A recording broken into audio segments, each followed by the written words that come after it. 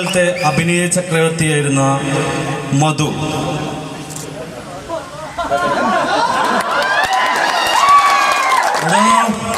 എനിക്ക് കോഴിമുട്ട തിന്നാൻ പൂതിയുണ്ടായിരുന്നു.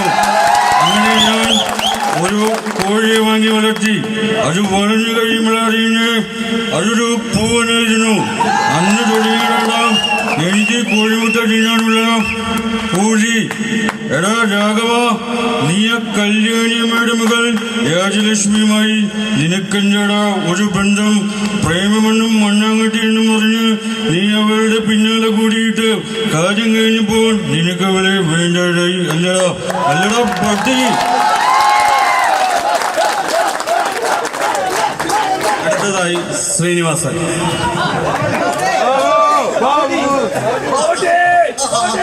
അമ്മാമൻ, ഇത് ആനയല്ല, ഇത് ചേനയാണ്. ആരൊക്കെയാണ് എന്തൊക്കെയാണ് മറ്റുള്ളവരെ ബോധ്യപ്പെടുത്താനും സ്വയം മനസ്സിലാക്കാനും വേണ്ടി ശ്യാമള എന്തായിരുന്നു നിന്റെ അപ്പന്?